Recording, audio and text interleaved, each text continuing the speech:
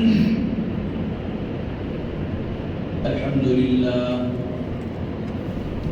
لله نحمده ونستعينه ونستغفره ونؤمن به ونتوكل عليه ونعوذ بالله من شرور أنفسنا ومن سيئات أعمالنا من يهده الله فلا مضل له ومن يضلله فلا هادي له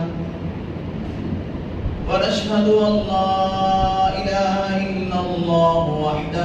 وحده لا شريك له ونشهد أن سيدنا وسندنا وحبيبنا وإمامنا ومولانا محمد وبارك وسلم تسليما كثيرا أرسله الله تعالى بين يدي الساعة بشيرا ونذيرا وداعيا إلى الله بإذنه وسراجا منيرا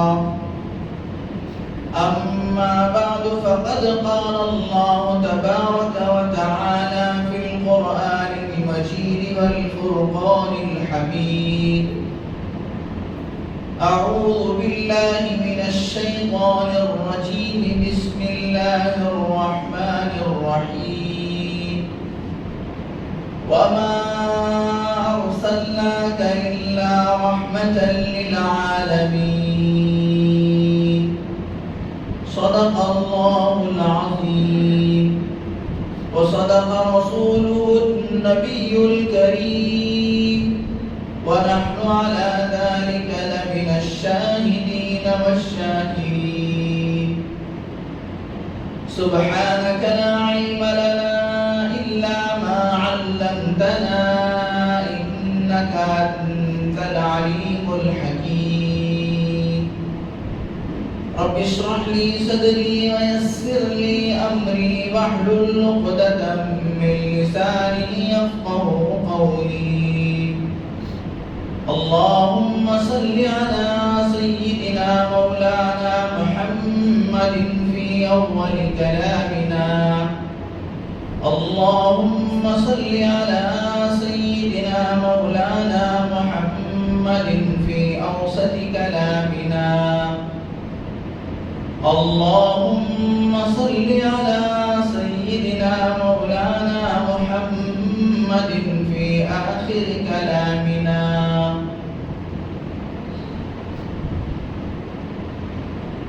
मोहम्मद मुस्तफ़ा कहिए, अहमद मुजतबा कहिए। खुदा के बाद बस आप हैं, खुदा के बाद बस आप हैं, फिर उसके बाद क्या कहिए। हजार बार बशोयम दहन ज़मुश्को गुलाम, हजार बार बशोयम दहन ज़मुश्को गुलाम, हनूज़ नाम तू गुफ्तन कमाल बे अदबी। ला युमकिनु सनाउ कमा कान हक़्क़हु, ला युमकिनु सनाउ कमा कान हक़्क़हु, बादस खुदा तो एक क़िस्सत मुख्तसर। हर किस्म की तमाम तारीफ़ें, तमाम बड़ाइयाँ और बुजुर्गियाँ खुदाए रब्बुल जलाल के लिए जिसकी खुदाई में कोई शरीक नहीं, वह अकेला परवरदिगार है, उसका कोई साझी और हमसर नहीं, वो अकेला है, हमेशा से है और हमेशा रहेगा। हर पल हर लम्हा करोड़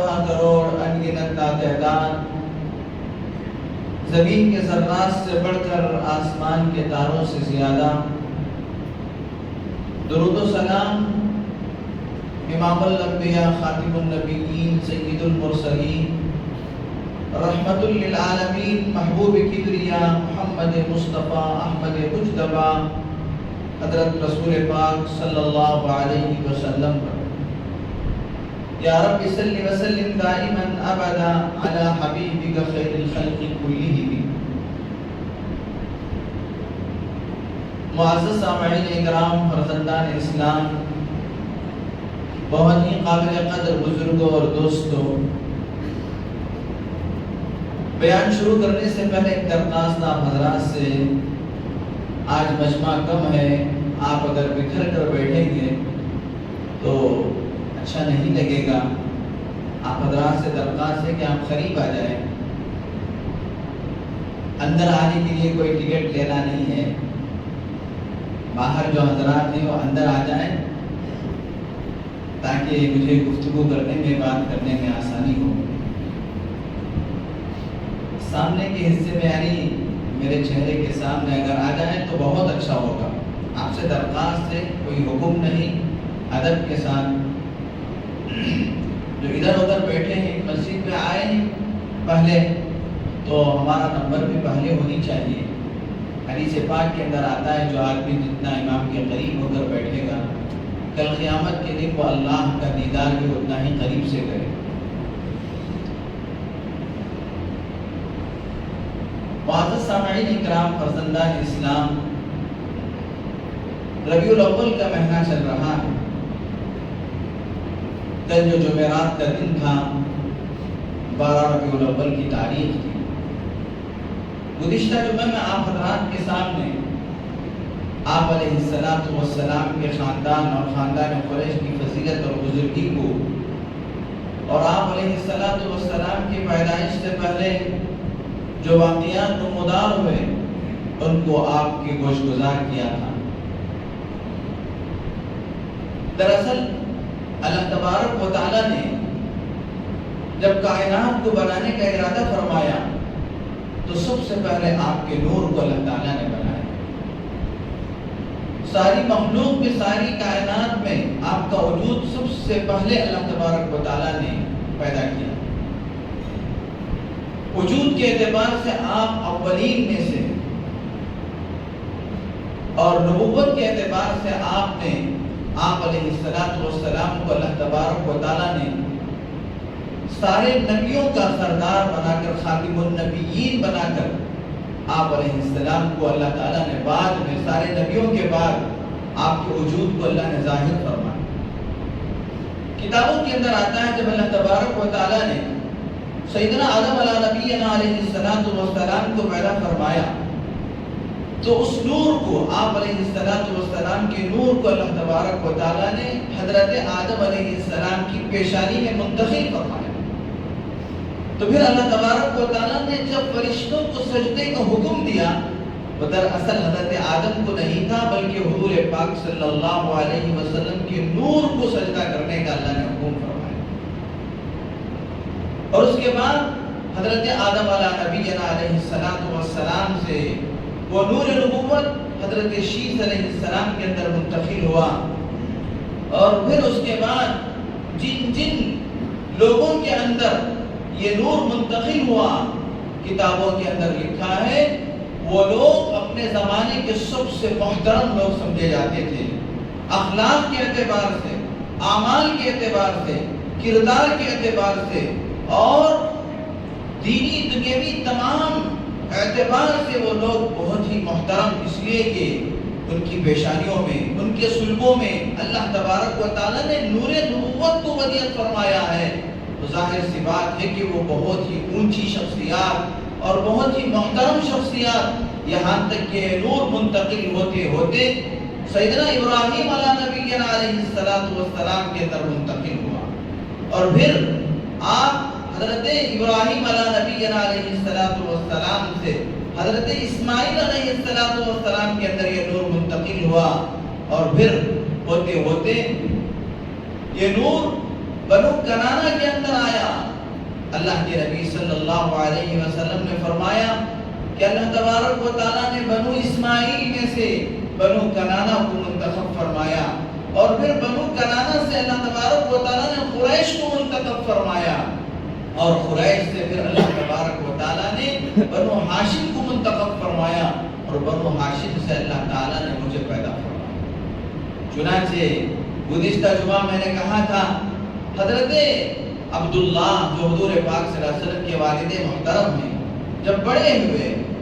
حضرت خواجہ عبد المطلب کو ان کی شادی کی فکر ہوئی تو ان کا نکاح کرانا چاہتے تھے، ایک عورت، ایک یہودی عورت جو تورات و انجیل کی عالمہ تھی، اس نے جب عبداللہ کو دیکھا تو اس نے اپنے طرف حضرت عبداللہ کو بلایا، لیکن عبداللہ نے کہا کہ اللہ تبارک و تعالیٰ کی نافرمانی کرنے سے مرنا بہتر ہے، میں اللہ کی نافرمانی نہیں کر سکتا۔ چنانچہ چند دنوں کے بعد پھر اسی راستے سے، جس راستے پر یہ تورات و انجیل کی عالمہ عورت رہتی تھی، وہاں سے حضرت عبداللہ کا گزر ہوا تو حضرت عبداللہ کو اس عورت نے دوبارہ بلایا اور کہا کہ آپ اتنے دن کہاں رہے؟ انہوں نے کہا کہ میرا نکاح ہو گیا، حضرت آمینہ سے میرا نکاح ہو گیا، میں کچھ دن وہاں رہا۔ حضرت آمینہ مدینے کے رہنے والے تھے، میں کچھ دن وہاں رہا، اس کے بعد اب یہاں میں جا رہا ہوں۔ تو انہوں نے کہا دیکھو، پہلی مرتبہ جب میں تم کو بلایا تھا اس لیے کہ میں آپ تمہاری پیشانی میں نور نبوت کو دیکھ رہی تھی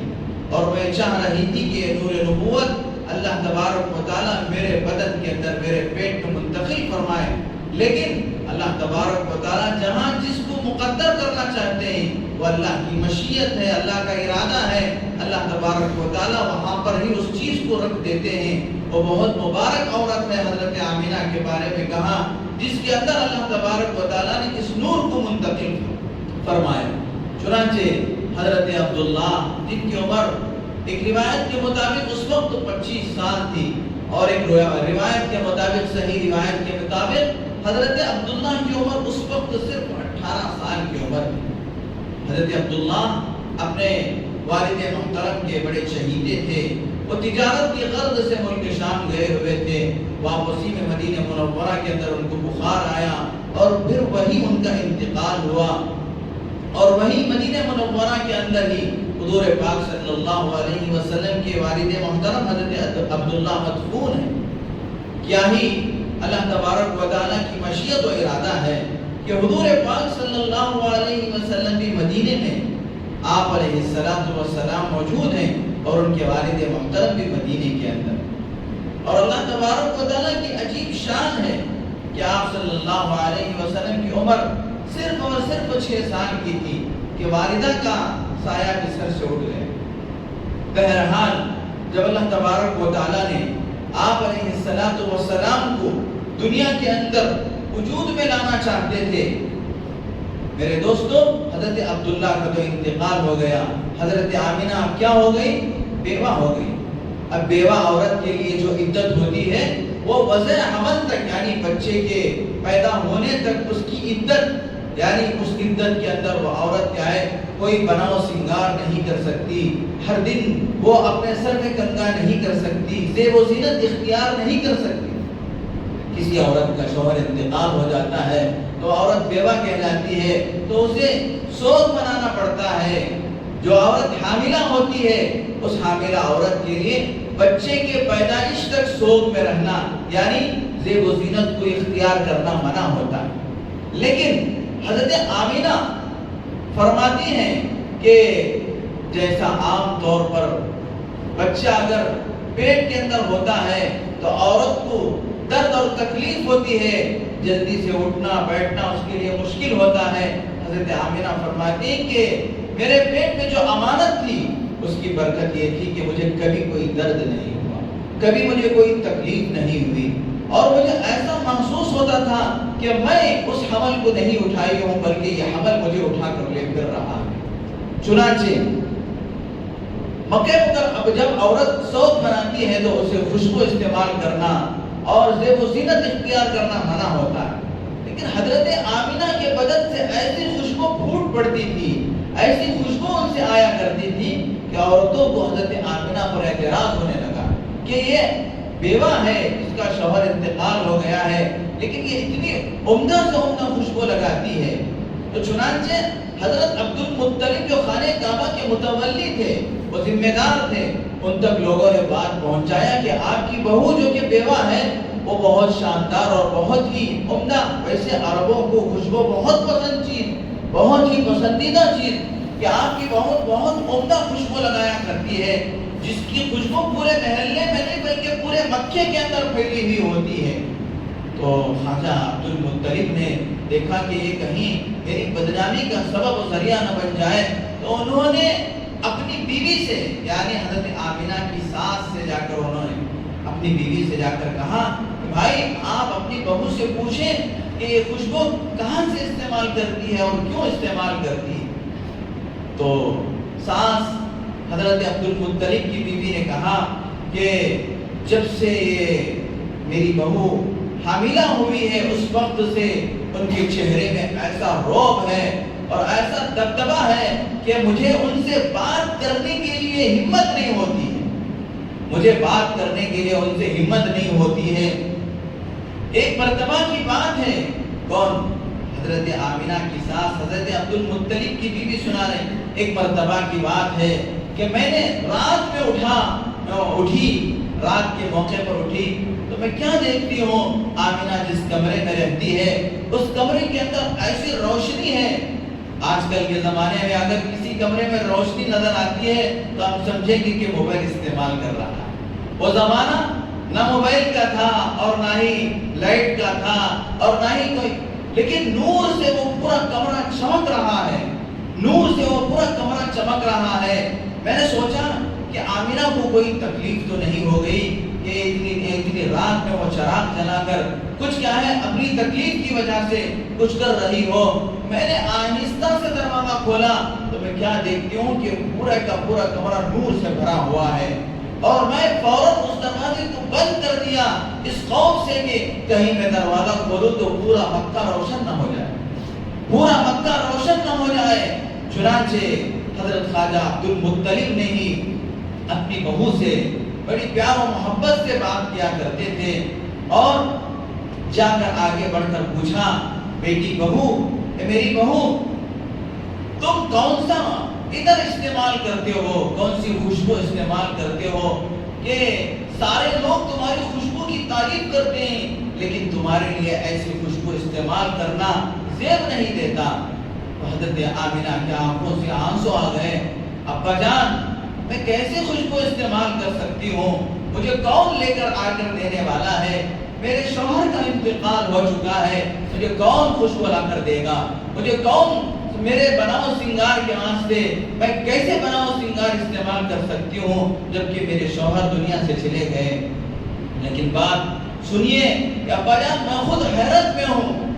آپ تو خوشبو کی بات کر رہے ہیں، میں جب تھوکتی بھی ہوں تو اس سے ایسی خوشبو نکلتی ہے میں خود حیران رہ جاتی ہوں۔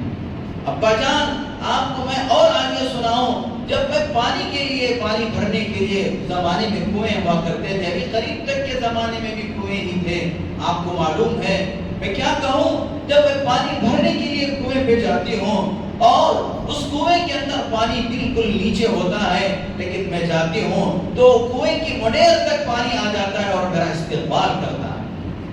اور ابا جان میں کیا کہوں، میں کسی درخت کے پاس سے گزرتی ہوں، کسی پتھر کے پاس سے گزرتی ہوں تو میں آواز سنتی ہوں السلام علیکم یا رسول اللہ کی آواز سنتی ہوں۔ ابا جان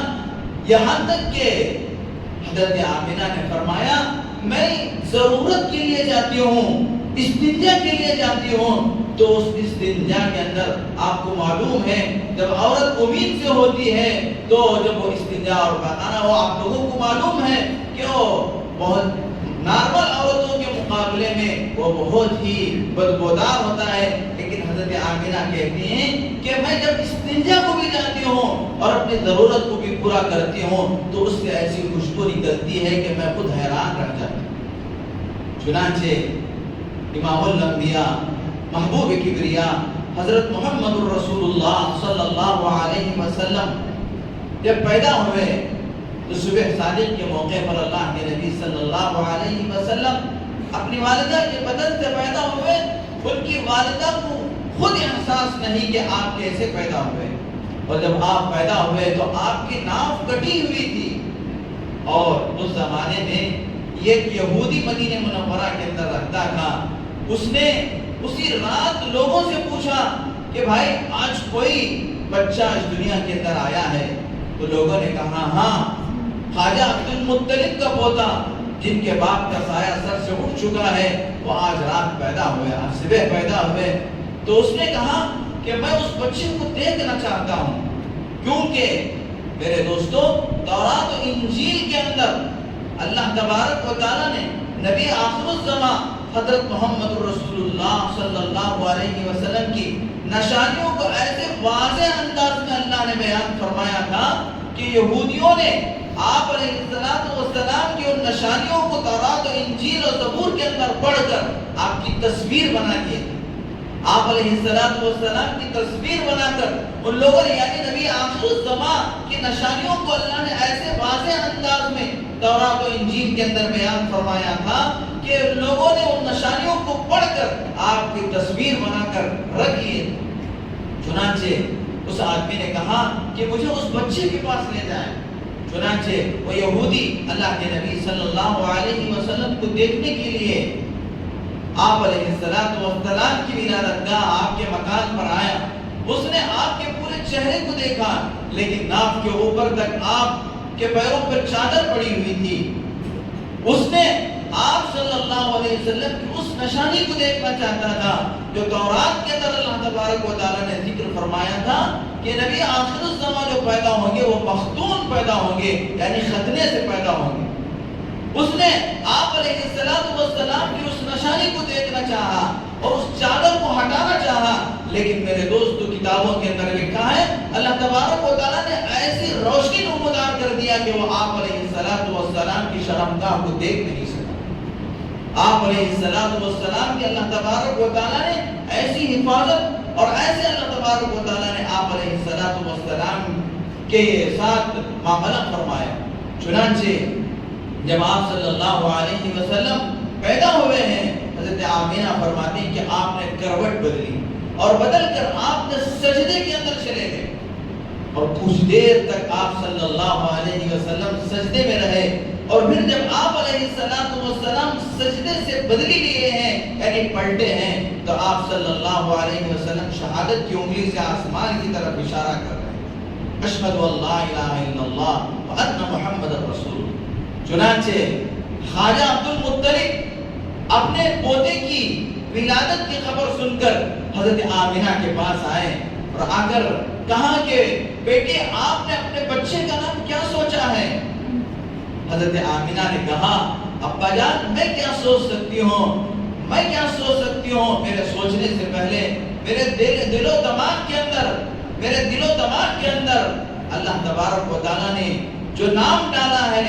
جو میرے دل و دماغ کے اندر نام آ رہا ہے وہ یہ ہے کہ محمد میں اپنے بچے کا نام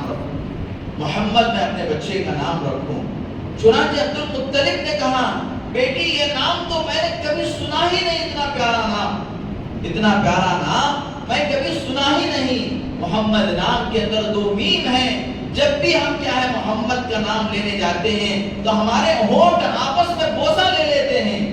ہم محمد صلی اللہ علیہ وسلم کا جب بھی نام لیتے ہیں تو میرے دوستوں ہمارے ہونٹ محمد صلی اللہ علیہ وسلم کے نام کے ساتھ بوسہ لیتے ہیں. تو خواجہ عبد المطلب نے کہا بیٹی تم نے محمد نام اتنا بہترین نام کیسے چوائس کیا, کیسے پسند کیا؟ میں نے کبھی اتنا پیارا نام نہیں سنا. تو حضرت آمینہ کہتے ابا جان آپ آئیے. اپنے سسر کا ہاتھ پکڑ کے حضرت آمینہ بچے کے پاس لے جاتے ہیں اور جا کر کہتے ہیں کہ کبھی آپ نے ایسا بچہ بھی دیکھا ہے؟ کبھی نام اگر آپ نے نہیں سنا تو مجھے یہ بتائیں کہ ایسا بچہ اتنا حسین و جمیل, اتنا خوبصورت اور اتنا بہترین بچہ بھی کہیں آپ نے دیکھا ہے؟ تو خواجہ عبد المطلب عرب کے بڑے رئیس آدمی تھے اور پورے عرب قبیلے کے وہ سردار تھے. وہ کہتے ہیں کہ میں نے کبھی کیا اتنا پیارا, اتنا حسین اور اتنا جمیل نہ بچہ دیکھا, نہ ہی ایسا نام میں نے سنا. تو فوراً اللہ تبارک و تعالیٰ حضرت جبرائیل علیہ السلام کو بھیجتے ہیں. حضرت جبرائیل علیہ السلام انسان کی شکل میں آ کے کہتے ہیں کہ میں نے ساری دنیا کا چکر لگایا ہے, میں نے کائنات کا چکر لگایا ہے, میں نے حضرت آدم سے لے کر آج تک کے تمام انسانوں کو دیکھا ہے, لیکن میں نے کبھی اتنا حسین و جمیل اور اتنا پیارا بچہ دیکھا ہی نہیں. تو پھر اللہ تبارک و تعالیٰ کی طرف سے غیبی آواز آتی ہے اے جبرائیل, اے عبد المطلب, اے آمینہ تم کیا کہہ رہے ہو جبکہ میں نے ایسا بچہ پیدا ہی نہیں کیا. آج تک میں نے ایسا بچہ پیدا ہی نہیں کیا، تو تم کیا دیکھ سکتے ہو؟ تم عرب میں کیا دیکھ سکتے ہو؟ جبرائیل تم کائنات میں کیا دیکھ سکتے ہو؟ میں نے ایسا بچہ آج تک پیدا ہی نہیں کیا۔ چنانچہ میرے دوستو، آپ صلی اللہ علیہ وسلم پیدا ہوئے،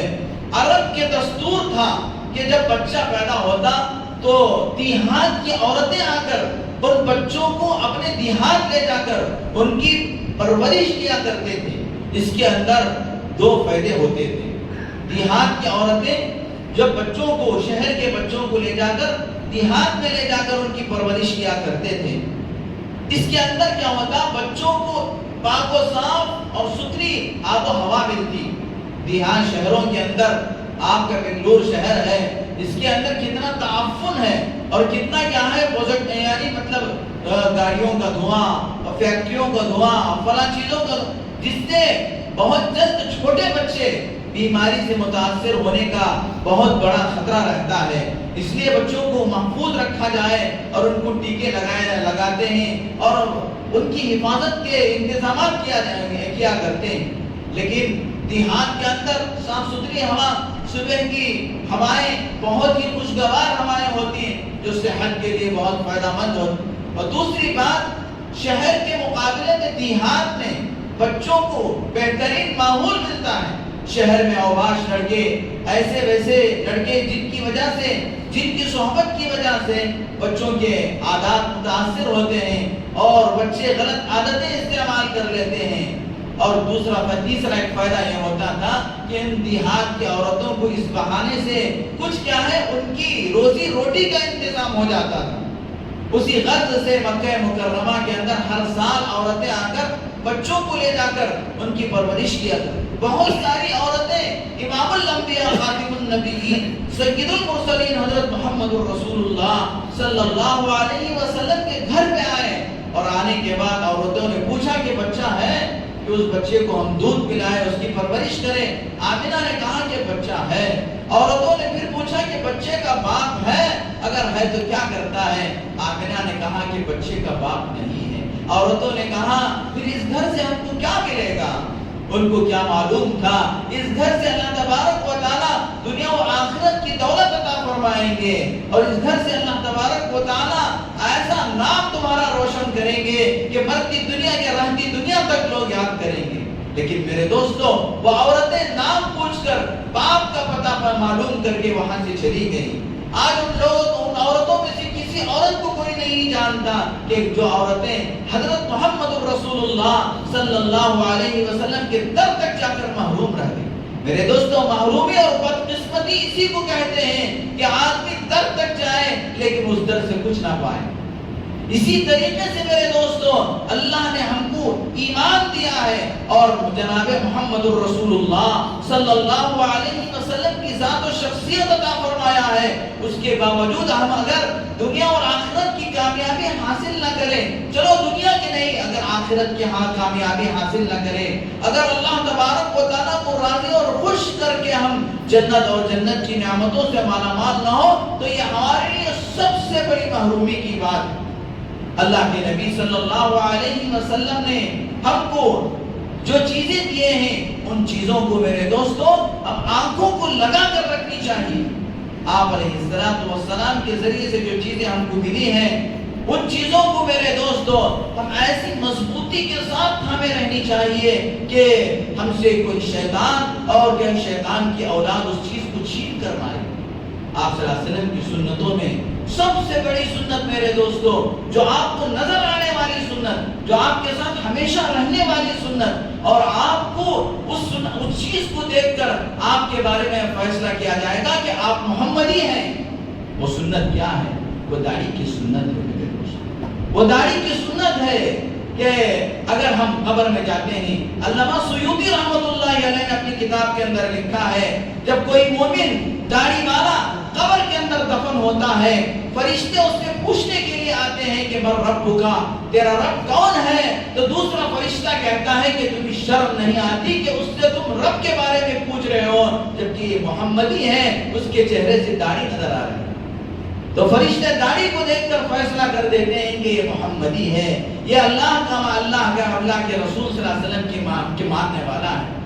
بزرگ فرماتے ہیں کہ جو آدمی داڑھی کٹواتا ہے وہ سجدے کی حالت میں بھی ہوتا ہے تو بھی گنہگار ہے، اور جو آدمی داڑھی کٹواتا ہے وہ خانہ کعبہ کا طواف کر رہا ہوتا بھی ہے تو بھی گنہگار ہے۔ جو آدمی اللہ کے نبی صلی اللہ علیہ وسلم کی سنت کو، میرے دوستو، اللہ کے نبی صلی اللہ علیہ وسلم کی سنت کو کاٹ کاٹ کر ناریوں کے حوالے کرتا ہے، جبکہ میرے دوستو ہم اللہ تبارک و تعالی جو ہم کو روزی روٹی دیتے ہیں اس کی ہم قدر کرتے ہیں، آنکھوں سے لگا کر اگر کوئی روٹی کا ٹکڑا ہمیں راستے میں مل جائے اس کی قدر کرتے ہیں، نبی پاک صلی اللہ علیہ وسلم کا نام مبارک ہم دیکھتے ہیں تو اس کی قدر کرتے ہیں، لیکن یہ داڑھی اللہ کے نبی کی سنت ہے اس کی ہمارا نزدیک قدر نہیں۔ فرمایا کہ اگر ہماری، یہاں تک فرمایا اگر ہم اللہ سے دعا کریں اور اللہ تبارک و تعالی ہماری دعا کو قبول نہ کرے تو ہم اللہ تبارک و تعالی سے اس داڑھی کو پکڑ کر اللہ سے کہیں کہ اللہ میرا چہرہ تو چھوٹا ہے